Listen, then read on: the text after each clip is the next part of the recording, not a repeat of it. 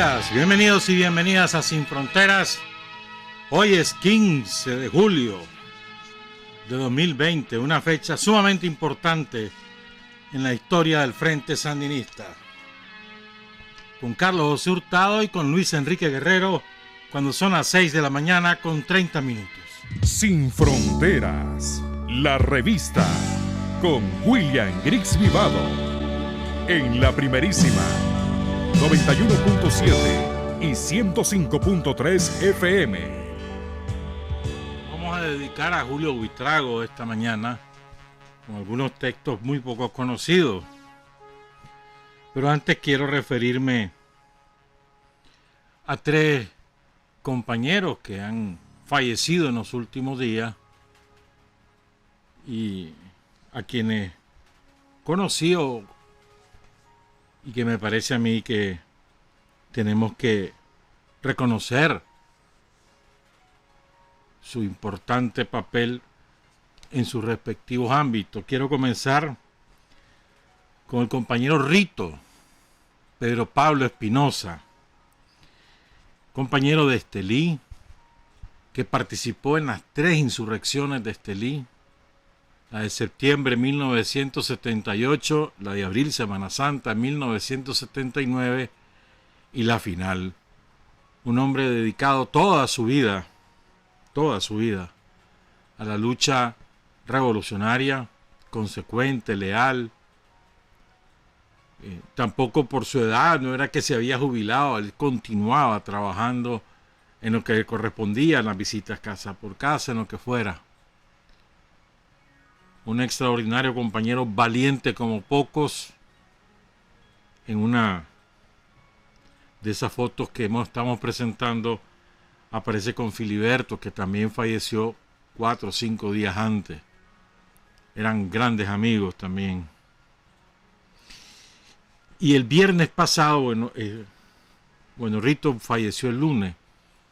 El viernes pasado murió un compañero. Yo pocas veces he conocido a un compañero tan orgulloso de su municipio. Estoy hablando del negro Ricardo Rodríguez,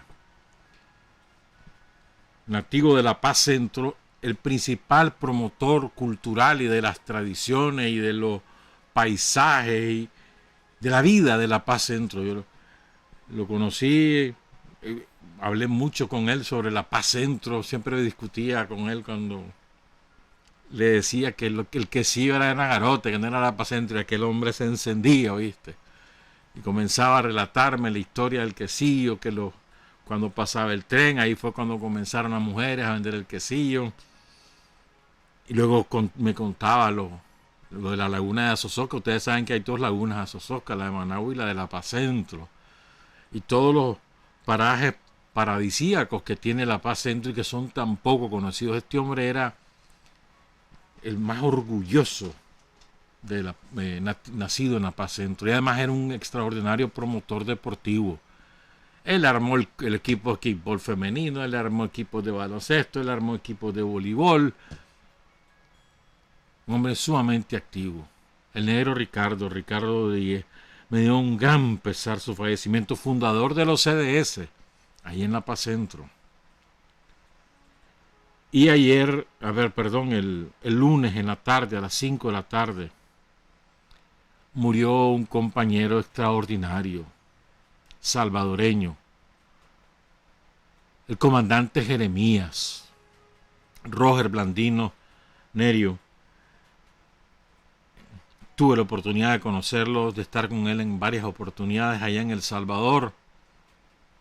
Fue uno de los más valientes jefes militares del Ejército Revolucionario del Pueblo y uno, si no el único, uno de los poquísimos jefes de primer nivel del ERP que no traicionó al pueblo salvadoreño y ayudó a la organización del Frente Farabundo Martí para la Liberación Nacional. Era un hombre íntegro, además, que de verdad da un pesar, mano. Íntegro en su vida personal, en su vida privada y en su vida política. ¿Ya? Conoció a su esposa Leti en los frentes de guerra y permaneció con ella en un amor eterno a lo largo de todos estos años. De verdad que su muerte es un durísimo golpe para el FMLN, para la revolución salvadoreña. Fíjate que Roger estuvo preso 2 veces. La primera vez le salvó la vida Monseñor Romero. Su mamá, él había caído preso junto con otro compañero, y Bruno. Y las mamás de ambos lo comenzaron a buscar porque lo tenían escondido en cárceles clandestinas. Finalmente, en su desesperación, las mamás acuden a Monseñor Romero y le piden que por favor lo diga en su homilía, y Monseñor Romero cumplió, lo dijo, y eso le salvó la vida, porque el juez encargado de la causa, el juez designado por la dictadura salvadoreña, tuvo que revelar dónde estaban presos, en 2 cárceles diferentes, en 2 ciudades distintas, y le salvó la vida. Pero volvió a caer preso en 1980. Lo torturaron, hicieron barbaridad, y ese hombre se mantuvo. Después fue herido en un pulmón en combate, y esa herida le impidió resistir y sobrevivir a la peste, pues, y finalmente tuvo que ceder, pues. Pero fue, de verdad que fue diputado, fue alcalde de Nejapa, un municipio que queda muy cerca de San Salvador. 2 veces fue alcalde. Y era miembro de la comisión política del FMLN. Un opositor tenaz de Bukele. Lo marcó todo el tiempo, lo marcaba. Durísimo. Jeremías. Un gran compañero, Roger Blandino, y duele su partida. Saludamos a su esposa Leti, a sus hijos, a sus nietos. Saludamos a la familia de Pedro Pablo Espinosa y del negro Ricardo, de Ricardo Rodríguez. Son las 6 de la mañana con 41 minutos. Les decía que hoy es una fecha muy importante. ¿Cómo se llama el compañero Matagalpa? ¿Cómo? Alex Fernández. Ahí en Matagalpa dicen que tiene el radio ahí afuera de su casa, que lo está escuchando todo el mundo con Sin Frontera. Muchas gracias, Alex. En la ciudad de Matagalpa. Bueno, ayer hubo 3 decisiones muy importantes tomadas por el gobierno de la República. La primera es del Ministerio de Salud, que establece regulaciones para todo aquella persona que está en el exterior y quiere ingresar al país, sea nicaragüense o sea extranjero. Y en base a eso, la Autoridad de Aeronáutica Civil tomó también decisiones y normativas para las líneas aéreas. Básicamente, ¿qué consiste? El extranjero, cualquier persona que quiera regresar al país tiene que venir con su prueba de COVID-19 negativa, con 3 días precedentes al menos, pues. O sea, 72 en las precedentes 72 horas tienen que haberse realizado la prueba y traer el certificado. Pero aún así, cuando ingresen al aeropuerto, una brigada del Ministerio de Salud le tomará la temperatura y chequeará sus síntomas. Si es extranjero y trae síntomas, no podrá ingresar al país, tendrá que regresarse a su país de origen. Si es nicaragüense y trae los síntomas, podrá ingresar al país, pero si trae síntomas muy graves, al hospital, y si no, a su casa a cuarentena durante 14 días, vigilado por el Ministerio de Salud. Esas son 2 decisiones sumamente importantes, de manera que ya están creadas las condiciones para que se reinicien los vuelos comerciales a Nicaragua. Han habido vuelos, pero son vuelos express, es decir, expresamente contratados para, por ejemplo, los franceses hicieron un vuelo para sus ciudadanos, los norteamericanos llevan 3 vuelos, y así los españoles hicieron uno de ellos, 1 o 2, pero esos son vuelos expresos, pues.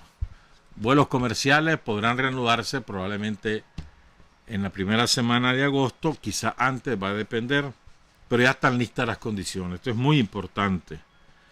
Y lo segundo, la tercera decisión tomada ayer por el Consejo Supremo Electoral es extender el plazo para que las nuevas agrupaciones políticas puedan optar a ser reconocidos como partidos políticos, a tener su personalidad y por lo tanto tener la posibilidad de participar en las elecciones de 2021.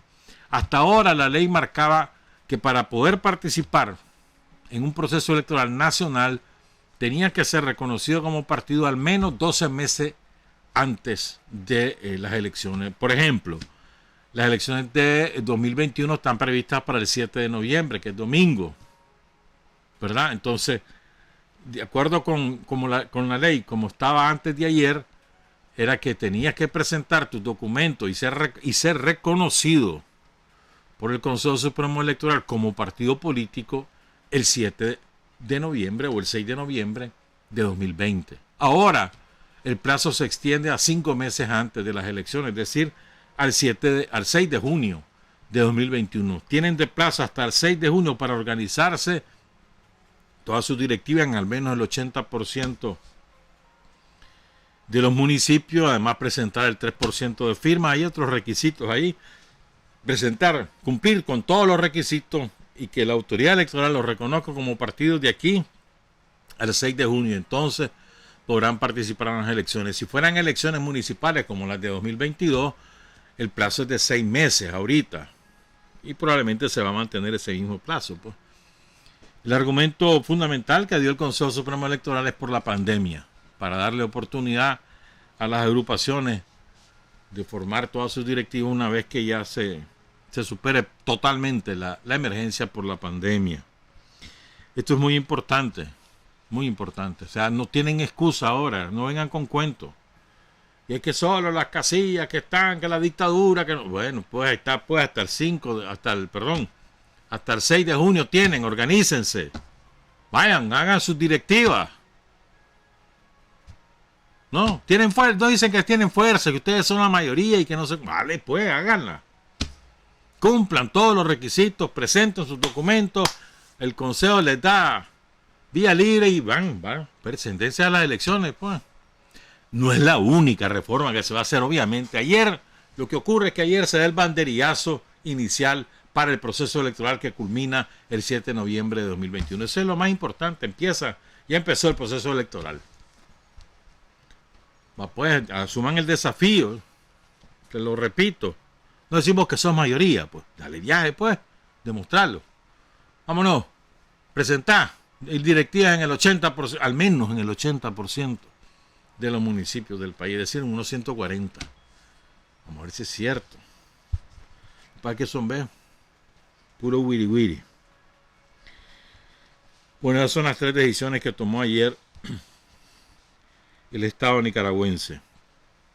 Son las 6:47. Hay muchas cosas que hablar de eso, pero otro día, pues, porque yo quiero que hablemos de Julio Buitrago. Miren, también un día como hoy cayó José Benito Escobar en la ciudad de Estelí, el 15 de julio de 1978. Lo denunció un oreja, el mismo que denuncia que iba a ingresar a Doris Tijerino y la vuelven a meter presa, tantas veces que estuvo presa Doris. El mismo que denuncia a los compañeros de Condega con la masacre de Condega, que eso fue horrendo. El mismo tipo. Echaron preso, estuvo preso algún tiempo. Ya con la revolución, obviamente. Entonces lo denuncia un oreja y lo matan en Estelí. José Benito Escobar es el compañero de origen obrero de mayor nivel jerárquico en el Frente Sandinista. Él organizó sindicatos, de los sindicatos de la construcción proviene José Benito Escobar. Su hermano Inocente Escobar también fue muy relevante en el Frente Sandinista, falleció hace un año más o menos, Inocente. Y los dos tuvieron una participación muy relevante. Estuvo preso José Benito, salió con el golpe de Chema Castillo, salió con Daniel. Era el responsable de los prisioneros políticos en la cárcel, fue miembro de la Dirección Nacional, entre otras cosas. Pero la caída en combate de Julio Buitrago catapulta al Frente Sandinista a un primer plano en la vida nacional y despierta a la juventud nicaragüense. Tiene una importancia la caída de Julio como no tenés idea. Lo que pasa es que tantos años que han pasado y tantas cosas que nos han ocurrido que vamos a veces olvidando la importancia de determinados eventos históricos que ha tenido el Frente Sandinista, fíjate, y sabemos de Bocay, sabemos de Pancasán, sabemos de la caída de Julio, pero no creo que no hemos asumido en su real dimensión política lo que fue la caída de Julio Buitrago. ¿Por qué Julio Buitrago es tan importante en la vida del Frente Sandinista? Entonces vamos a tratar de escudriñar en algunos textos esa importancia. Recordemos también que el mismo 15 de julio hay otros 3 compañeros que caen en combate porque la Guardia cae sobre 2 casas de seguridad. Una casa de seguridad que es la de Julio Buitrago por las Delicias del Volga, y otra casa de seguridad que es en el barrio Santo Domingo de Managua, desapareció con el terremoto. En esa casa de seguridad caen también combatiendo los compañeros Marco Antonio Rivera, Aníbal Castrillo y Alessio Blandón, un maestro que, por cierto, su nombre es el de así fue bautizada la normal de Managua, la normal de maestro, la normal Alessio Blandón. Hoy es su aniversario. Bueno, fíjense, yo repito, hay muchas cosas que se pueden hablar. Creo que es importante recordar, antes de leerles el texto que quiero compartir con ustedes, recordar cómo el Frente Sandinista se venía organizando como partido, como organización político-militar, mejor dicho, estructurada con su programa, con sus estatutos, con sus mandos. Y es un proceso que empieza en finales del 66, después de la calle Casimiro, de Celín, y principios del 67. Entonces, entre 67 y 70, caen en combate algunos compañeros y otros caen prisioneros. Y eso, cada vez que caía en combate un miembro de la dirección de los mandos del frente, se obligaba a la reorganización. O cada vez que caía alguien prisionero. Entonces vamos a recordar la estructura del frente en esos años y después nos vamos a dedicar al relato de quién era Julio y cómo cayó. Fíjense, en febrero de 1967 el frente tenía 2 estructuras, un mando en la montaña y un mando en la ciudad que se llamaba Resistencia Urbana. En la montaña el mando lo encabezaba como jefe político militar, ese era su nombre, Carlos Fonseca. El segundo era Óscar Turcio como jefe militar de abastecimiento, Pablo Úbeda, Rigoberto Cruz. De inteligencia era Silvio Mayorga, estamos hablando antes de Pancasán. De información era Carlos Reina. Y el principal esfuerzo que se estaba haciendo en ese momento era precisamente sembrar el movimiento guerrillero en la zona de Matiguá, muy Matiguá, San Ramón, las montañas de Matagalpa. Y el mando de la resistencia urbana, que se organiza en febrero de 1967, está encabezado por Rolando Roque Cuadra. Era el responsable general. El responsable militar era Daniel Ortega. El de inteligencia e información era Julio Buitrago. Y para los departamentos estaba Jorge Guerrero, el Cuervo, que también estaba preso, cayó preso poco después. ¿Qué ocurre? Entonces en julio cae preso el Cuervo. Entonces el mando queda al mando del frente urbano quedan Rolando Roque y Daniel, apoyados por Celín Chible y Efraín Sánchez Sancho. Julio Buitrago se va a Cuba a entrenarse. ¿verdad? Y además de estando en Cuba, él cumple 2 misiones que se las encomienda a Carlos Fonseca. Una, va a Guatemala a entrevistarse con una guerrilla que encabezaba Turcios Lima, y también va a El Salvador. ¿verdad? Culmina su entrenamiento, regresa a Managua, a Nicaragua. Pues. Julio se va a Cuba con Casimiro Sotelo y se va con Orlando Castillo. ¿verdad? Entonces, cuando ya regresa Julio se hace cargo de la resistencia urbana ya como jefe, junto con Lenín Serna. Habían 2 escuadras, habían 7 hombres en cada escuadra. Y Julio se encarga en ese año, en el 68, porque ya cae preso Daniel, cae en combate Casimiro y los otros compañeros. El 4 de noviembre del 66, cae preso Daniel, cae preso Jacinto, cae preso Lenín, caen preso un montón, cae preso el Cuervo. Entonces, la principal tarea que se siembra Julio es liberar a los prisioneros. Sus principales esfuerzos van dirigidos a eso, a liberar a los prisioneros políticos. Carlos después se va a Costa Rica y cae preso. Después viene el intento de liberarlo, fracasa, meten preso a Humberto, que sale herido, Humberto Ortega, etc. Estoy recordando estos momentos que son los precedentes de la caída de Julio Buitrago. Entonces, entre finales del 68 y principios del 69, Carlos Fonseca organiza una discusión con el propósito de elaborar el programa del Frente Sandinista y sus estatutos, además de reorganizar los mandos del Frente Sandinista. Ya para entonces ya ocurrió Pancasán. Es decir, ya murieron un montón de compañeros en Pancasán, empezando por uno de los más importantes en aquel momento, que era Silvio Mayorga. ¿verdad? Entonces, en enero del 68, todos los compañeros del Frente Sandinista que están presos, que están afuera, reconocen como el jefe político militar del Frente Sandinista Carlos Fonseca. Un momento muy importante. Es cuando Carlos ya es el líder indiscutido. No hay disputa sobre su liderazgo. Había habido discusiones en Cuba, pleitos, no sé cuánto, no sé qué.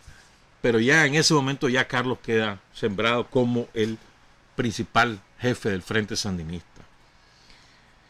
¿verdad? Y la dirección nacional queda compuesta así: Carlos Fonseca, secretario general, primera vez que se nombra un secretario general; Oscar Turcio, segundo responsable; Julio Buitrago, Ricardo Morales, Efraín Sánchez, Francisco Rosales y Humberto Ortega. Y quedan como, digamos, miembros de la dirección, pero pendientes que salgan de la cárcel, Daniel Ortega, Tomás Borges, que estaba fuera del país, y José Benito Escobar, que estaba preso. Esto es importante. Momentos antes había estado Doris Tijerino como miembro de la dirección, que la incorpora a Carlos Fonseca bajo el seudónimo de Conchita Alday. Doris siempre dice que no sabe ni por qué la pusieron ni por qué la quitaron. Pero bueno, esto es importante, pues. Entonces Julio se encarga, su obsesión era: vamos a sacar a los presos. Entonces se encarga del movimiento estudiantil, se encarga de la red clandestina de casas de seguridad, de la propaganda, del estudio, ¿ya? Y de las acciones de recuperación económica. Esa era su onda, pues ese era su trabajo. Entonces les decía, en 68 empieza este proceso de reflexión. En enero, a lo largo del 69, antes de la caída de Julio, finalmente se aprueba la herencia, no se aprueba, se empieza a discutir lo del programa, los estatutos, la reorganización. Julio Buitrago participa activamente en este proceso por la vía de cartas que llegaban a Costa Rica, dirigidas a Carlos Fonseca a finales de ese año. Ya después de la caída de Julio Buitrago ya sale la herencia programática, salen los estatutos del frente y sale la nueva organización, los nuevos mandos del Frente Sandinista, ¿verdad? que queda Carlos Fonseca, Oscar Turcio, Ricardo Morales, Efraín Sánchez Sancho, que se hace cargo de la resistencia urbana después de la caída de Julio Buitrago, Francisco Rosales y Humberto Ortega. Bueno, hay algunas cosas también relevantes, me parece a mí, que recordar, pues, cuando Julio va a Costa Rica, después fue a Cuba, entonces él le manda una carta a su papá, porque su papá le había mandado una carta diciéndole, mira, ya tengo reales para que te quedes por ahí, no, que salves la vida, que no sé qué, que no sé cuánto. Entonces viene Julio y le manda una carta a su papá. Solo voy a leer un párrafo de esa carta. Abandoné el país no por asegurarme mi existencia, sino porque tenía que prepararme para poder combatir esta tiranía que ahoga a diario en el hambre y la miseria a las amplias masas explotadas de nuestro país. Mi experiencia en otras tierras donde los hombres viven como seres humanos, donde el pueblo se gobierna, está hablando de Cuba, donde los niños no conocen ni el hambre ni el frío, donde las tierras cultivadas pertenecen a los brazos que las trabajan, donde no hay caseros que le den 2 horas a los inquilinos para que abandonen las casas, donde los cuarteles se convirtieron en escuela y se forjan nuevos horizontes con brazos de obreros y campesinos. Es esa experiencia la que me ha dado mayor fuerza para seguir adelante. Así hablaba de Cuba Julio Buitrago. Cuba lo marcó mucho. Él dio muchas entrevistas en Cuba. Cuando llegó como vocero, llegó a un congreso, escuchó a Fidel, lo entusiasmó Fidel, el discurso de Fidel, pero lo marcó mucho sobre todo la convivencia con el pueblo cubano, y luego se entrenó, obviamente, pues, e hizo las misiones que ya les conté. Fue entre el 66 y 67. Estaba en Cuba cuando lo de Pancasán. Es el primer militante del Frente Sandinista al cual Carlos Fonseca le otorga el grado de comandante. Julio Buitrago Urroz. Tenía 26 años cuando cae en combate. Un cipote, hermano. Un cipote. Bueno. Entonces dejé. Vale eso como introducción, porque ahora vamos con el relato. Miren, son las 7 de la mañana con 1 minuto. Hay un libro que relata la vida de Julio, no en orden cronológico, no es una biografía, digamos, lo que hace es, digamos, pasajes relevantes de la vida de Julio, de su lucha, anécdotas, y luego el relato desde fuera de cómo cae en combate. Es un libro escrito en enero de 1970, prologado por Daniel Ortega en la cárcel.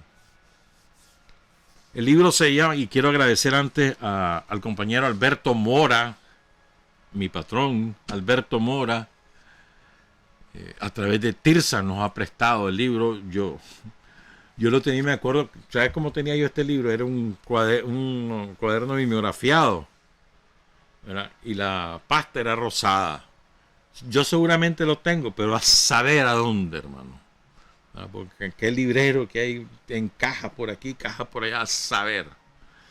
Entonces, a través de Tirsa Sáenz, Alberto ayer nos prestó el libro de Carlos José Guadamú, y las casas se llenaron de humo, dedicado a Julio Buitrago, ¿verdad? Fíjense, este libro, la primera edición fue en 1970. Escuchen esto. La primera edición estuvo al cuidado del comandante Camilo Ortega Saavedra. Estamos hablando de palabras mayores. El apóstol de la unidad, asesinado en Masaya el 26 de febrero de 1978. Fue Camilo quien dio al relato su estructura fragmentada y quien lo organizó en capítulos, ¿verdad? Este volumen contiene el texto completo de Y las casas se llenaron de humo. Quedaron llenas de humo, expresión que Leonel Rugama usó por primera vez para titular un poema suyo escrito en honor del padre de la resistencia urbana sandinista, Julio Buitrago Urroz, ¿verdad? Entonces, este libro es una joya en ese sentido. Más inaugura, ¿no? Realmente es el primer testimonio, el libro testimonial de la lucha revolucionaria del Frente Sandinista, el primero.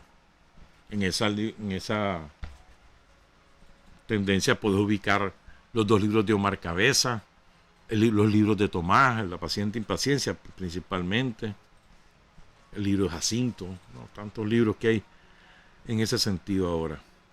Pero el primero fue este. Entonces, no, es imposible leer todo el libro, ¿no?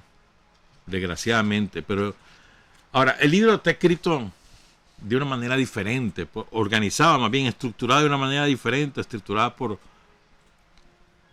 Camilo Ortega. Es que él va intercalando tres cosas. Va intercalando eventos históricos por año, o sea, de lo que pasó en Cuba, en Argelia, etcétera.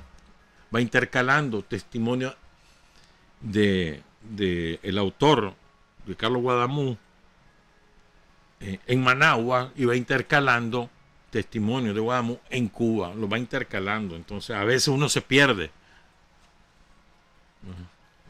Pero, entonces quiero comenzar, antes de irnos a la pausa, lo siento mucho, Alberto, pero fíjate que se me han despegado algunas páginas. Pero es que es imposible, ¿verdad? Yo trato de hacerlo, lo he hecho con cariño, hermano. No sé cómo voy a hacer para pegar esto, pero bueno. Entonces, voy a leer. Bueno, quiero enviar un saludo afectuoso a Gloria Campos Traña. Gloria, que reside en Estados Unidos, reside en Houston, Texas, pero se mantiene con la lealtad y la firmeza de siempre. A su hija Marta Lorente Campos, que reside aquí en Managua. Gloria va a estar esta tarde vía telefónica con Tirsa Sáenz para hacer un testimonio de lo ocurrido el 15 de julio de 1969. Ella estaba en la casa con Julio Buitrago. Estaba Doris, estaba Gloria, estaba la niña de Gloria, Marta, que tenía 1 añito. Ahí vamos a contar cómo es todo. Minutos antes se había ido Mirna Mendoza, la comandante. Saludos a Mirna. Minutos antes. Y a la cuadra estaba Mirna cuando comienza todo. Porque Mirna era maestra y trabajaba muy cerca, ¿verdad? Entonces, Gloria va a estar esta tarde, repito, en el programa Tu Gente con Tirsa Sáenz, vía telefónica con su testimonio. Muchas gracias a Gloria por acceder a esa entrevista. Por cierto, en este libro de Guadamú aparece de manera recurrente la mención a 2 compañeras con su seudónimo. La compañera Tamara Fátima Avilés. Saludos a Fátima. Fátima va a estar también la próxima semana aquí en la radio. Ahí les voy a contar cuándo. Fátima, que yo recuerde, Fátima no ha hablado sobre una vida tan intensa, una vida revolucionaria de Fátima, intensa, leal. O sea, Fátima, yo me acuerdo de Fátima Avilés en los años, en el 78, mano. Cómo hablaban todos sus compañeros de su capacidad de resistencia en la montaña, de su capacidad militar. Yo me acuerdo bien de eso. La Pategüey le decían, me disculpan, pero es cierto, así le decíamos. Pero Fátima ha sido una mujer especial, dotes militares naturales, leal, humilde, tranquila. Ahí anda en bus por donde quiera, crió a sus hijos. Ya tiene bisnietos, tiene ya. Pero la Fátima, yo tengo un recuerdo muy especial de aquellos años de Fátima Avilés, y un cariño especial a Fátima Avilés. Saludos a Fátima, que sé que nos está oyendo. Y también menciona a Amanda. Amanda es su tía, la comandante Olga Avilés López. Aquí en la primerísima, Olga Avilés contó cómo fue lo de Altagracia, que ahí estaba con la Fátima, después salieron para Cuba, habían regresado de Cuba, tuvieron que huir después, bueno, etcétera, pues. Y ahí fue que le encajaron A la comandante Avilés, la tía, porque la Fátima era su sobrina, entonces para todo mi tía, ¿me entiendes? Y ahí se quedó la tía. Bueno, entonces son las 7:08, como vamos a irnos hasta un poquito antes de las 8, porque hoy me corre la Justa Pérez, me corre siempre. ¿Qué hora me corren? Como 3 minutos, 4 minutos antes de las 8, entonces tengo que ir hasta esa hora. Pero por eso quiero leerles entonces el testimonio, la presentación que hizo Daniel Ortega a este libro, que le escribió, repito, en la cárcel. Qué barbaridad. Y a la medida que voy se me van a despegar más páginas. Lo siento, Alberto, no sé cómo voy a hacer para repararte esto. Vamos a ver. Comienzo. Las casas quedaron llenas de humo, título que el hombre poeta Leonel Rugama le dio a un poema escrito en honor a los héroes del 15 de julio, es el que lleva este trabajo. El 15 de enero del presente año 1970, otra casa quedó llena de humo y en ella se encontraba, entre otros, Leonel Rugama. Podría ser un diario, pueden ser relatos, notas o pasajes. Es un torrencial aguacero que ahuyenta la sequía. Qué linda frase, ¿verdad? Largo verano con garúas esporádicas, pero verano al fin. El calor ha sido tan fuerte que se traga las gotas antes de que toquen tierra. Una gota se coló y tras ella un océano. En el mes de julio, Guadamú llegó a las cárceles de la aviación. No fue difícil identificar su voz vivando al frente en medio de los secos garrotazos que abrían su cabeza. Ya en enero me ha enviado a la celda 10 el presente trabajo para que lo prologue, con la esperanza de que se publique algún día. Esas líneas, al igual que estas, fueron trazadas rápidamente, aprovechando el menor descuido de los carceleros. Tensas y vigilantes se han ido dibujando. No trato de impresionar a la inteligencia, y es que en verdad no son estos momentos para duelos literarios. Pensó en enviárselas a Catalino para que las leyera y fuese él quien lo presentase. Se hizo imposible. En la celda 16 habría caído el escrito. Hubiese sido hermoso y saludable que un campesino lo presentase. Yo pensé, ante esa perspectiva, que se sacase el trabajo y se le diese a leer a Chanito, un ilustrador conocido, pero luego recordé que es analfabeto. Tampoco se trata de una biografía. Demasiado rica es la vida de Julio, a pesar de sus 26 años, como para reducirla a unas pocas páginas. Son escenas cortas y trascendentes vividas al lado del héroe y datos sobre las actividades estudiantiles del mismo, recopiladas oralmente entre compañeros de celda que lo conocieron, las que nos proyecta el autor. Vemos correr a través de nuestros ojos los cuarteles clandestinos del pueblo armado, donde compañeros y compañeras conviven en franca camaradería. Observamos allí a la mujer y al hombre nuevo en formación. Vislumbramos a la mujer liberada haciendo tarea de hombre. Tamara limpiaría las subametralladoras. Tamara, Fátima Avilés, integrada como un combatiente más. Y lo vemos a él, cuyo nombre es citado hasta el final, salir a organizar, a golpear, a visitar otros cuarteles, y con la misma confianza que dio la vuelta mientras decía: deben estar echando su palito, acudir a la cita a las delicias.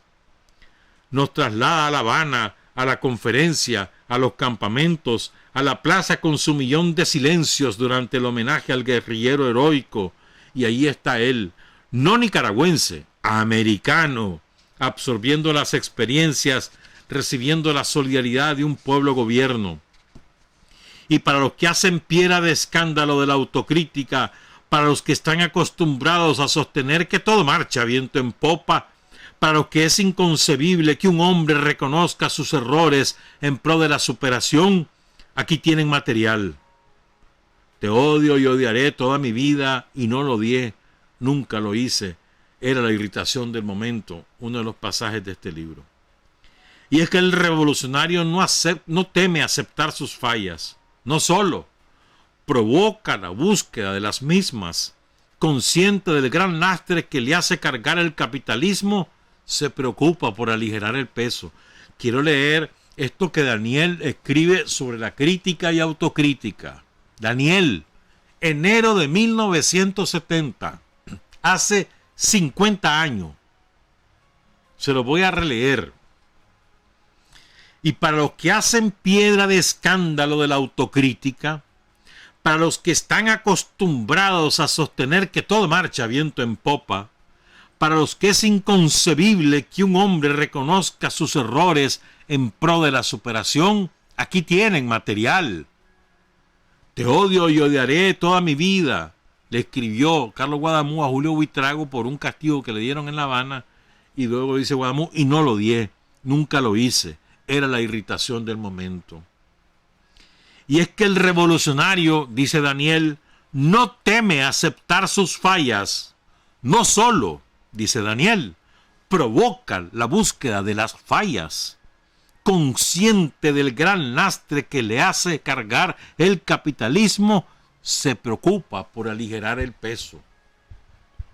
Extraordinario. Continúo con la presentación de Daniel a este libro. Las cronologías se intercalan desordenadamente. Es roto el orden en todos sus aspectos. Lo rompen los gorilas y los imperialistas en nombre del orden. Lo rompe Fidel en el 59 y los Tupamaros con secuestros y las FARC con ajusticiamiento de las FARC de Guatemala y el FSLN con asaltos, y es el pueblo el que lo rompe. El pueblo rompe el orden burgués. Y estamos en el cuartel subversivo con la escuadra sandinista cuando comienzan a sonar los flash. El corto que se nos presenta está cargado de ruidos ensordecedores en medio de su enmudecimiento. La bulla no pueden apagarla encadenando los micrófonos y el pueblo despierta con el timbrazo. Auscultamos intimidades hasta hoy solo conocidas por núcleos guerrilleros y la Oficina de Seguridad. El lenguaje del trabajo es franco y violento. Es la única manera de presentar fielmente la semblanza de un hombre, Julio Buitrago. Irradia de la conjunción pensamiento-práctica, siendo captada dentro de esa trayectoria por otro guerrillero, el autor, que no hace más que retransmitir el mensaje recibido. No intenta en ningún momento hacerlo decente cubriéndole sus vergüenzas, se limita a enfocar apuntando con la cámara también sobre él. Y ahí los tenemos dialogando, nos tenemos, participando todos en esta discusión violenta de la que no podemos excluirnos, los unos con nuestra pasividad, destrozándole la mandíbula, arrojándole desde el segundo piso al llamarle iluso, loco, aventurero. La cobardía nos agudiza los sentidos en busca de explicaciones que justifiquen nuestra actitud sensata de hacer nada. Los otros, con nuestra actividad, haciéndole filo a las palabras, llenándolas y rellenándolas de pólvora, poniéndoles botas, enseñándolas a destruir tanques, estamos más cerca de él. Que este trabajo llegue a la juventud, a esa juventud que se muestra con todo su rigor en las sacudidas que los héroes como Julio les pegan a las cabezas amodorradas. Daniel Ortega, celda número 10, Cárceles de la Aviación, enero de 1970. Que este trabajo llegue a la juventud, pide Daniel, para que les peguen en las cabezas amodorradas. Vamos a hacer la pausa y regresamos con extractos de este libro. Son las 7 de la mañana con 18 minutos. Hay hombres que luchan un día y son buenos. Hay hombres que luchan un año y son mejores. Pero hay hombres que luchan toda la vida. Esos son los imprescindibles. Son las 7:22. Vos sabés que este libro que se llama Y las casas quedaron llenas de humo, de Guadamú, tiene pintura de Lenín Serna, de sus compañeros en la cárcel, y tiene también poemas. en la edición original, ¿verdad?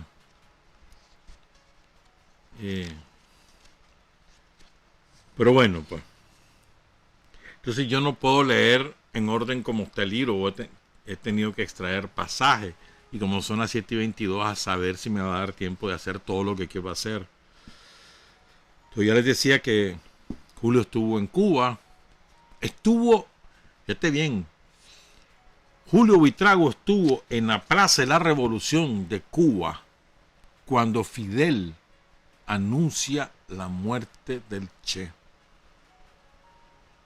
Ahí estuvo Julio Buitrago.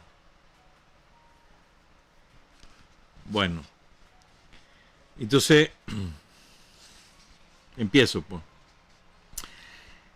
Era nicaragüense, eso no importa. Bien pudo haber sido de Colombia, de Laos o de Angola, como otro lo fue de Argentina, de Cuba, de Bolivia. Estuvo en el primer territorio libre de América y en una de las escuelas de superación político-militar antiimperialista durante una jornada de entrenamiento en un día de lluvia torrencial. Salvó la vida de un guerrillero peruano que, calculando mal el cruce, fue arrastrado por un río desbocado. El peruano se llamaba José y después de salvado solo pudo decir: hoy era mi cumpleaños. Julio había devuelto la vida a un combatiente y rudimentaria e inintencionadamente daba curso elemental a una solidaridad internacional de hecho, pues también arriesgó su vida. Pero este episodio se le olvidó. Nunca lo comentó. Luego Carlos Guadamú ahí cuenta la anécdota. Dice que, lo voy a resumir, pues. Guadamú regresa a Nicaragua. Ya estaba Julio, tenía un año de estar en Nicaragua. Y entonces estaba en una casa de seguridad. Y estaba Roger Núñez ahí, que también cae el 15 de enero del 70 con Leonel Rogama. Y Roger no tendría 15, 16 años. Lo acababa de soltar la guardia, que lo había torturado bestialmente. Pero bueno, entonces están en la casa de seguridad. Está Julio, está Roger Núñez y está Guadamú. Entonces le tocaba a Roger Núñez, a Guadamú una posta. Entonces llega Roger Núñez y está Julio Buitrago dormido en una hamaca, un pedazo de hamaca, porque la espalda le caía al piso. Entonces, porque Robert había visto un carro estacionado con las luces encendidas, que tenía 10 minutos de estar ahí, y estaba nervioso. Y Guadamú también se pone nervioso, ¿entendés? Está ahí el carro, pasaban 20 minutos, despiertan a Julio y Julio le dice: no, me están tirando su polvito. Y efectivamente eso era, no eran guardias, pues era un sábado y entonces, ya sabes, pues no había moteles. Pero bueno, esa es una anécdota que se cuenta. Y continúa el relato. Dice: Julio fue uno de los fundadores de la Juventud Patriótica Nicaragüense, de los más activos. ¿Verdad? Ahí cuenta después una anécdota. Dice: toda su secundaria la pasó en el Instituto Ramírez Goyena. Fue miembro del centro estudiantil desde donde desarrolló su labor incansable, despertando conciencia en el estudiantado e incitándolo a desplegar sus fuerzas contra el enemigo. El segundo año lo repitió, pues tuvo problemas con un profesor de matemáticas, quien, dicen sus compañeros de estudios, era agente de la seguridad. Como es lógico, al ver a ese profesor su actividad revolucionaria, entró en choque con Julio hasta que lo hizo perder la clase y con ella el año. Pero siguió y se bachilleró. Antes de terminar su quinto año, la dirección del instituto hizo un test de inteligencia a los 170 futuros bachilleres. El ganador sería premiado con una beca en la Universidad Centroamericana. Ya la UCA había sido fundada y la había fundado apadrinado por la dictadura de Somoza. León Palé fue su primer rector, que era somocista redomado. Es importante recordar esto por algo que les voy a contar después. Entonces, hacen el test a los 170 estudiantes que se van a bachillerar. El mejor va para la UCA. ¿Quién ganó? Julio Buitrago. Lógico. Posteriormente, dice Guadamú en su libro, dicha beca le fue reducida y eliminada ¿verdad? Cuando su militancia en la universidad llamó la atención de la dirección, el rector León Palé, que era esa dirección de la UCA, era adicta al régimen y enemiga de la lucha estudiantil, protectora de los torturadores que llegaban a estudiar a sus aulas con guardias armados para cuidar sus vehículos. Ahora les voy a contar algo que es muy importante para que vean la entereza de Julio. Mi mamá, cuenta, tuvo un derrame. No puede trabajar ya y mi hermana va a dejar de estudiar porque no tiene facilidades. Así que por la situación de los familiares no debemos preocuparnos ni hacer una tragedia. A todos los revolucionarios nos pasa así y tenemos que seguir con firmeza, pues todo eso es parte de la lucha. Ya ves, el papá de Daniel se está muriendo y su familia está bien jodida. Hasta Germania Ortega Saavedra, tuvo que dejar de estudiar. Julio hablaba un poco molesto. Así se ponía ante la dejadez o la blandenguería, aunque su cara no lo demostraba. Mientras se balanceaba en la hamaca, rozando sus pies ligeramente, la M3 que nunca lo abandona al dormir, ni en ningún momento hasta el fin. Momentos antes me había vuelto a hablar con euforia del asalto a la sucursal bancaria Centroamérica. Siempre se excitaba cuando se refería a esa acción, de cómo despojaron al guardia del fusil y la dotación de parque, de cómo le quitaron a uno de los clientes del centro de usura las llaves de su carro y con él se vinieron a Managua, abandonando el taxi en el que originalmente habían llegado. Fíjate bien, con él se vinieron a Managua, porque era la colonia de Centroamérica. Ahí, esa misma colonia, que fue hecha antes de 65, 66. Pero salir de la colonia de Centroamérica era salir a Managua, porque quedaba fuera de Managua. Managua empezaba en la loma de Tizcapa. Está hablando de unos 3, 4 kilómetros. Importante eso. Entonces, para salir a Managua, ahorita diríamos, no fregué como que estuviéramos que en Ticuantepe. Pero es interesante, pues las referencias geográficas también son importantes. Sigo. Entonces, de cómo le quitaron a uno de los clientes del centro de usura las llaves de su casa y con él se vinieron a Managua abandonando el taxi en el que originalmente habían llegado. De cómo la seguridad somocista con su habitual estupidez y ceguera inundó los barrios orientales, sobre todo los caminos y vías de acceso a la colonia Nicaragua, 14 de septiembre y reparto chic, de camionadas de guardias pensando que por ahí podían haber tomado, cuando ellos en realidad sin el menor tropiezo y por la mismísima carretera de Masaya habían logrado retirarse llegando al propio corazón de Managua y depositaron el carro a media cuadra del Teatro González, el que está frente a lo que va a ser la Campana de la Paz, donde la policía pudo encontrarlo a las 5 de la tarde, después de 7 horas de patrullaje. Y los muy animales nos andaban buscando hasta con helicópteros y avionetas, decía de buen humor Julio Buitrago, rememorando los detalles de esa acción que dirigió y efectuó con otros héroes más. Celín Chible se llamó la escuadra de ese día, y la información sobre el asalto con el nombre de la escuadra, monto de lo recuperado, etcétera, recorrió el mundo a través de los asquerosos teletipos de la agencia UPI y AP.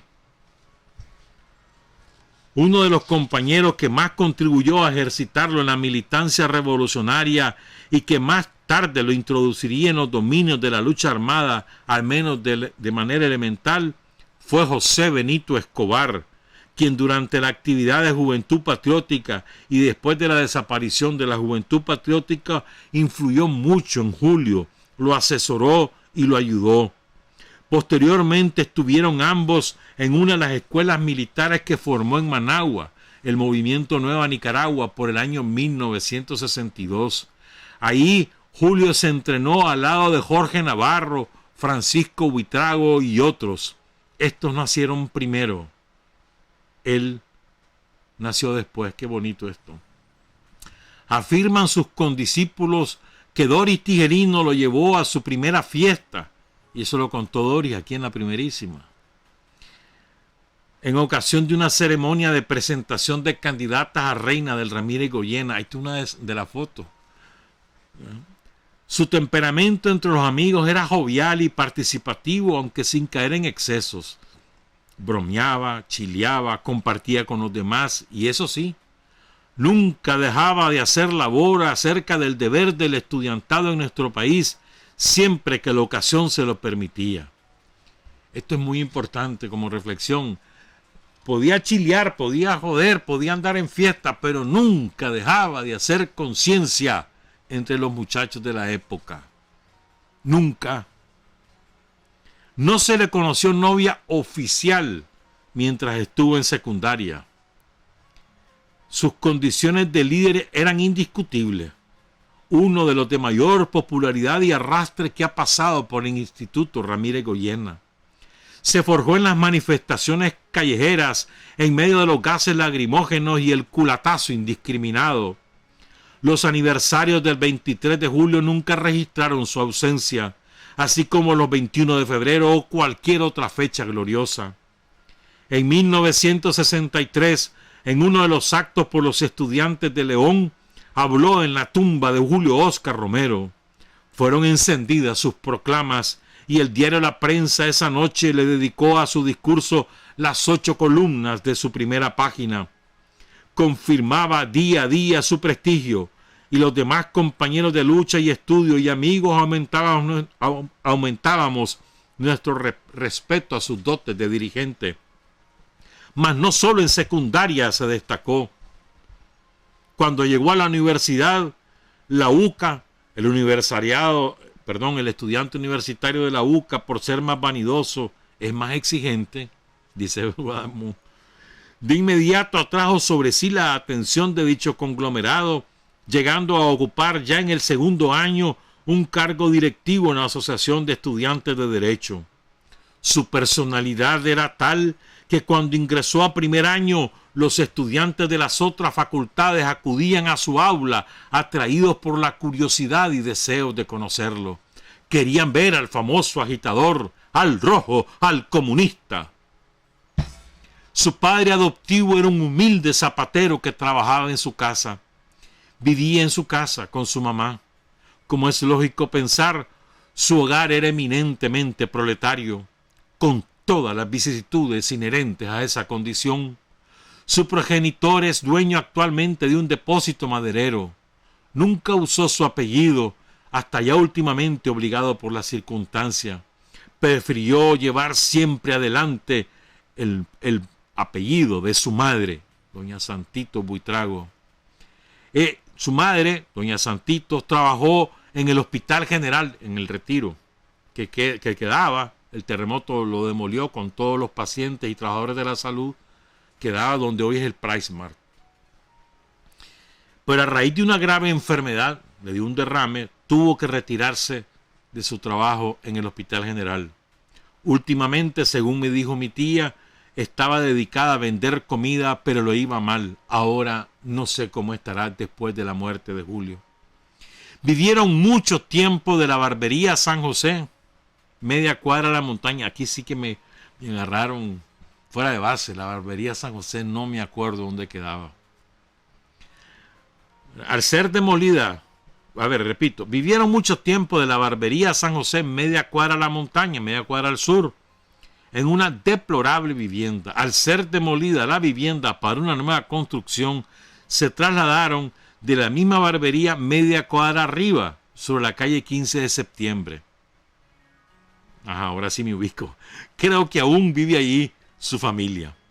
En ese barrio lo conocí desde niño. Lo observaba desde lejos con envidia, pues yo no tenía permiso para jugar en la calle como lo hacían los demás, y eso que era de un barrio caliente. Dicen que su hermana Lilian es muy bella, como un obrero sudoroso por el sol, como un campesino incorporado a las guerrillas. Yo no la conozco, pero sé que se bachilleró en el Ramírez Goyena. Al caer preso Carlos Fonseca en 1964, Julio Buitrago no descansó ni un momento en la campaña de agitación que se desató en esos días en solidaridad con el líder guerrillero. levantó al alumnado del Instituto Ramírez Goyena y se lo llevó todas las tardes al juzgado del Trébol para acuerparlo y aclamarlo al momento de su arribo. Las radios anunciaban a diario su llegada y durante las esperas coreábamos: ¿quién causa tanta alegría? Carlos Fonseca y sus guerrillas.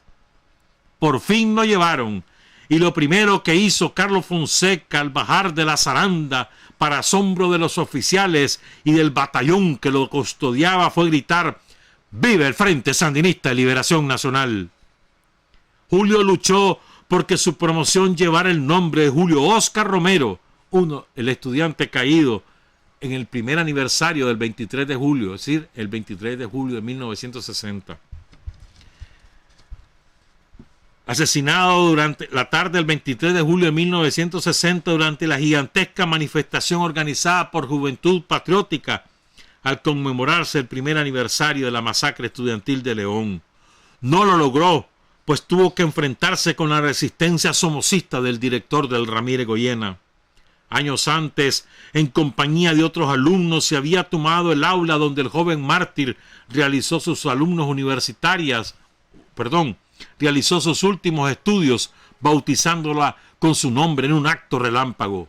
Por esta proeza fue llevado al claustro de profesores, el cual estuvo a punto de expulsarlo. Son las 7:38 y me voy a tener que ir ya al relato de Carlos Guadamú sobre cómo se entera él de la muerte de Julio Buitrago.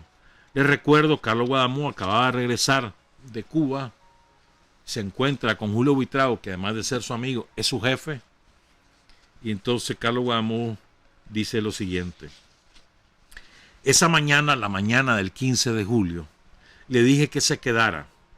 Teníamos que continuar la discusión interrumpida por la madrugada. Además, ya era muy tarde para que fuera a Managua. Aceptó. Luego recapacitó y dijo que tenía que ver un asunto muy importante, que por nada del mundo podía incumplir. Volví a recordarle la hora y lo avanzado del día. No puedo, le dijo Julio. Por mucho que quisiera, no puedo quedarme. Pero no te preocupes, voy a regresar temprano. Abrió la puerta del carro y se fue. Tenía 26 años y un corazón intransigente, como el de una revolución. Una vez dijo, ante una pregunta tonta: ¿y vos creés que voy a caer preso? El día que me sorprenda, tengo que morir peleando ahí mismo, pero nunca caeré en manos de esos hijos de p***. Ese día 15 de julio, sigo el relato, sería un poco más de las 4 de la tarde y hacía unos ejercicios gimnásticos antes de meterme al baño. Habíamos terminado las clases temprano, como era lo acostumbrado. De pronto, el radio comenzó a lanzar los desesperados chillidos que anuncian la entrada de un flash noticioso. Piripipipi, piripipipi. En estos momentos se está librando un encarnizado combate entre soldados del ejército y miembros del FSLN, decía el locutor. Los sandinistas se encuentran parapetados en una casa de 2 pisos situada de las Delicias del Volga, una cuadra lago y media arriba. Una gran cantidad de alistados y patrullas del tránsito han cerrado las calles de acceso, mientras el grueso de la tropa desde varios ángulos tratan de tomar por asalto el reducto comunista, de donde sin cesar salen ráfagas de metralletas, decía el locutor de la radio.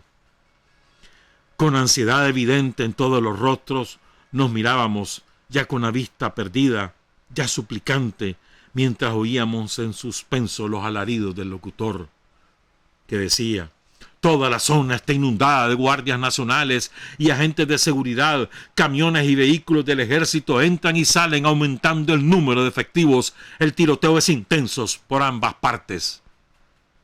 Recuerden este relato que acabo de leer. El tiroteo es intenso por ambas partes. Amanda, Olga Avilés López y yo estábamos de pie en el umbral del cuarto.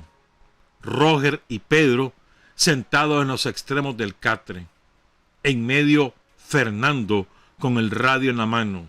Detrás de mí, Tamara, Fátima Avilés, paralizada, sin poder hablar y con un susto en la cara que ya parecía que rompería a llorar. Sus ojos estaban desmesuradamente abiertos, con un claro tono de desconcierto. Fernando paseaba la vista insistentemente en cada uno, queriendo encontrar algo en nuestras facciones.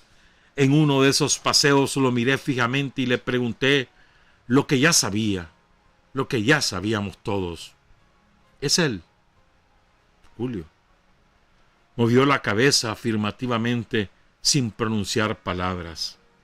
El silencio se tendió sobre nosotros, pero era espeso, con sabor a sal y tirando a amargo. «Piripipipi», decía el locutor, «por instrucciones de la jefatura de radio, dejamos de informar sobre el combate entre el ejército y los miembros del FSLN». Pusieron música y desesperadamente corrimos a la perilla del dial hasta casi hacerle estallar, pero inútil. En todas las radios había música, anuncios, novelas. Nada pasaba. Todo era tan normal. Solo que en esos momentos estaba naciendo el pueblo de Nicaragua, estaba naciendo un nuevo tipo de conciencia, de reencuentro con la realidad que ya nadie podría detener.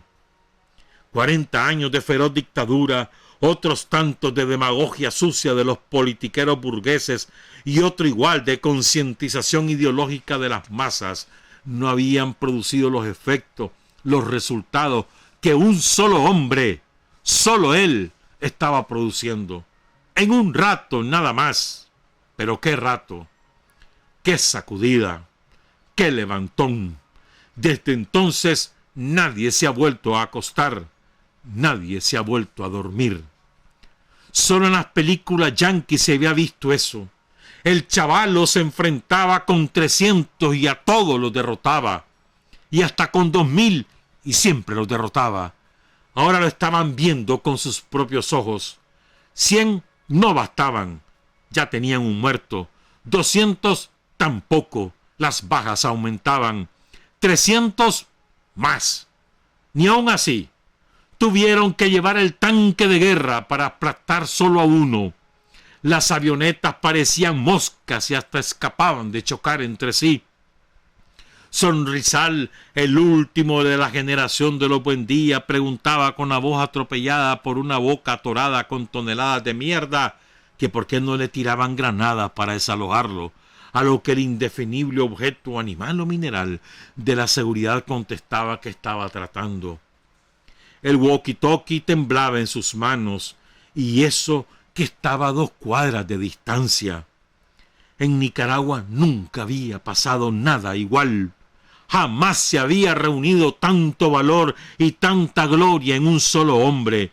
La gente lo miraba, lo oía y no lo podía creer. Un solo hombre, con semejante ejemplo, era imposible que no hubiese una reacción. Somos ignorantes, pero no de piedra. Y esta la hubo, por fin la hubo. Se desencadenó y aún no se ha podido parar. Es imposible de parar, pues de tal detonante, tal explosión, con la mejor clase de anatomía testicular que ningún profesor haya podido dar antes en este país. ¿Dónde están los huevos? ¿De qué tamaño? ¿Cómo son? ¿Cuánto pesan? ¿Dónde se lleva? ¿Cuánto se llevan? ¿Cómo se llevan? Y aquí no excluyo a las mujeres porque ellas también nos llevan, y a veces con más pesos que los de muchos.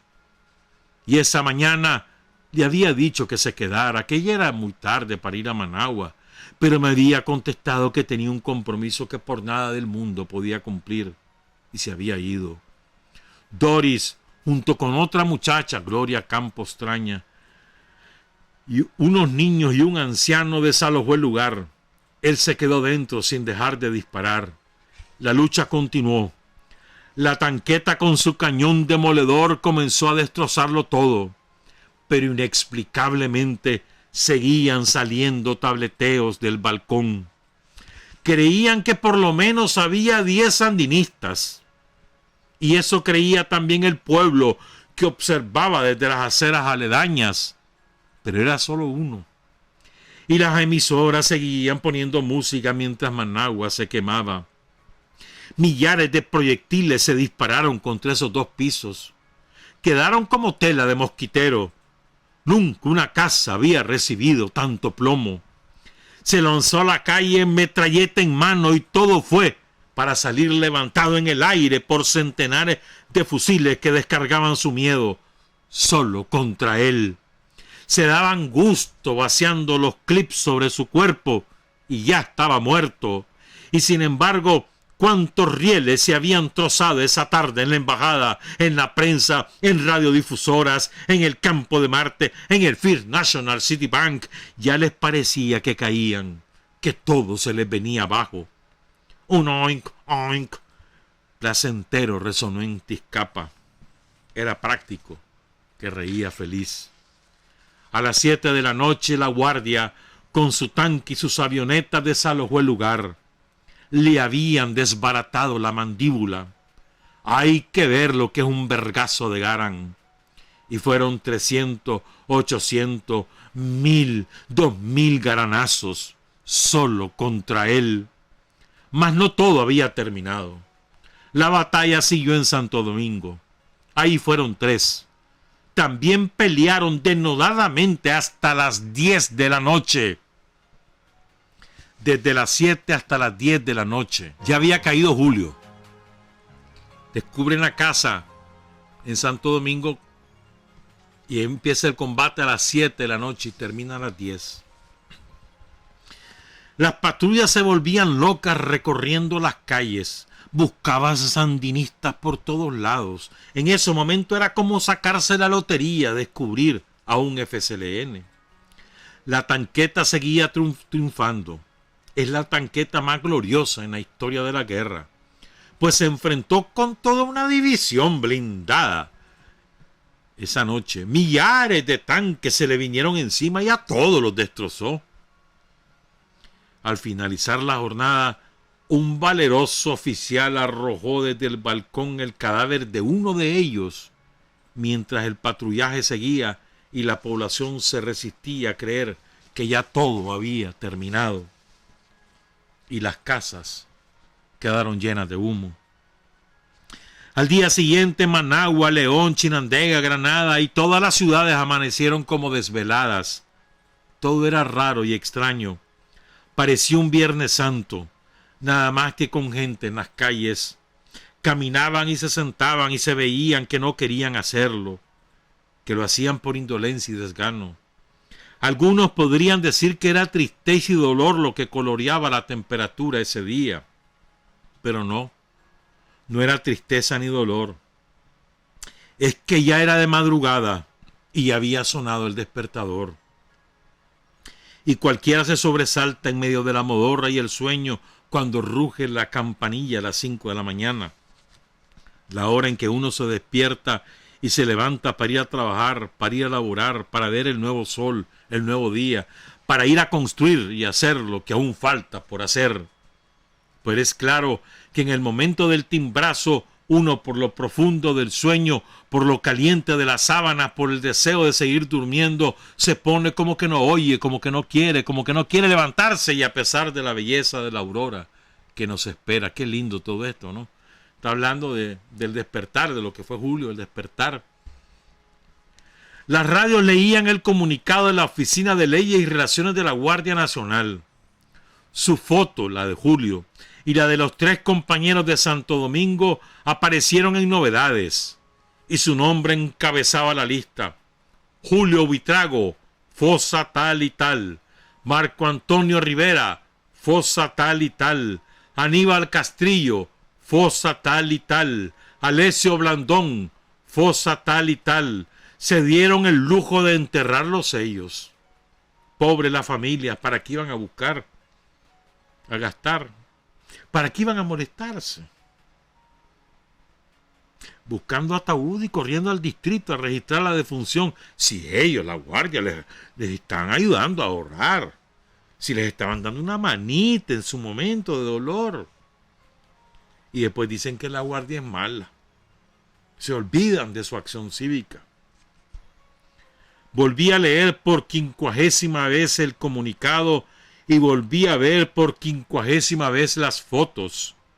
Ya estaba amarillo, sucio y casi borroso el papel de tanto manosearlo.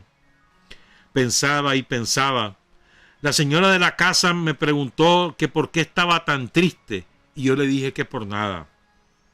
Pero en el fondo buscaba y buscaba. De pronto recordé algo y cambié y me puse realmente eufórico. Sí, me decía, él debe estarlo recordando y Marco Antonio también, y Alessio también, y Aníbal también, y Celín también, y toda Nicaragua al unísono conmigo comenzó a cambiar y a ponerse eufórica y a ponerse a reír y a ponerse a cantar. Y es que eran las palabras de Casimiro las que nos habían hecho cambiar, las que nos estaban causando semejante alegría, semejante júbilo, semejante furor. Cavaremos la tumba del imperialismo yanqui. Hasta ahí el relato de Guadamú, de Carlos Guadamú, en su libro Y las casas quedaron llenas de humo, publicado en 1970, prologado por Daniel Ortega. Y quiero cerrar Sin Frontera con el poema. Bueno, antes de eso, bueno, tal vez da tiempo, pero es que quiero contar también una parte. Doris cuenta que ellos sospechaban que algo iba a pasar porque habían detectado a la seguridad. Edgar Munguía se había ido un día antes de la casa, precisamente por esos miedos, ¿verdad? Edgar había dicho que lo habían seguido. Entonces, en esa ocasión estaban en la casa de las Delicias del Volga Gloria Campos, su hija Marta, hija también de Enrique Lorente, Mirna Mendoza, Julio Buitrago y Doris Tijerino. Mirna acababa de salir de la casa minutos antes, como ya dije. Cuando llegó la guardia, un compañero se había retirado y estábamos en la planta baja. Sentimos un coletazo fuerte, lo que apenas le dio tiempo a Julio de subir a la planta alta desde donde hizo defensa de la casa. Una vez que la guardia derriba la puerta de la casa, yo corrí hacia el patio para llevarle a Gloria a su hija, ya que estaba en el lavandero, y decirle que tratara de escaparse, pero también fue capturada. Y fíjense, la guardia también mató a un compañero que era panadero porque sospechó que era hermano de Carlos Fonseca. Le tenían tanto miedo a Carlos, creían que Carlos estaba en la casa vecina, entonces también entraron en esa casa y matan al muchacho. Bueno, quiero leer entonces el poema de Lionel para cerrar Sin Frontera, dedicada a Julio Buitrago, este 15 de julio, escrito en 1969. Y Lionel cae el 15 de enero del 70, 6 meses después. A los héroes sandinistas Julio Buitrago Urroz, Alessio Blandón Juárez, Marcos Antonio Rivera Berríos, Aníbal Castrillo Palma. Yo vi los huecos que la tanqueta Sherman abrió en la casa del barrio Fricciones. Y después fui a ver más huecos en otra casa por Santo Domingo. Y donde no había huecos de Sherman, había huecos de Garand, o de Madsen, o de Browning, o quién sabe de qué. Las casas quedaron llenas de humo, y después de 2 horas, Jenny, sin megáfono, gritaba que se rindieran. Y antes hacía como 2 horas, y antes hacía como 4 horas, y hacía como 1 hora que gritaba y grita que se rindieran. Mientras la tanqueta y las órdenes, las Browning, las Madsen, las M3, los M1 y las carretas, las granadas, las bombas lacrimógenas y los temblores de los guardias. Nunca contestó nadie, porque los seres nunca dijeron que morían por la patria, sino que murieron. Trabajar, avanzar, combatir, vencer, patria y libertad. Revolución es sentido del momento histórico. Es cambiar todo lo que debe ser cambiado. Es igualdad y libertad plenas. Es ser tratado y tratar a los demás como seres humanos. Es emanciparnos por nosotros mismos y con nuestros propios esfuerzos. es desafiar poderosas fuerzas dominantes dentro y fuera del ámbito social y nacional. Es defender valores en los que se cree al precio de cualquier sacrificio. Es modestia, desinterés, altruismo, solidaridad y heroísmo. Es no mentir jamás ni violar principios éticos. Es convicción profunda de que no existe fuerza en el mundo capaz de aplastar la fuerza de la verdad y las ideas. Revolución es unidad, es independencia, es luchar por nuestro sueño de justicia para Cuba y para el mundo, que es la base de nuestro patriotismo, nuestro socialismo y nuestro internacionalismo.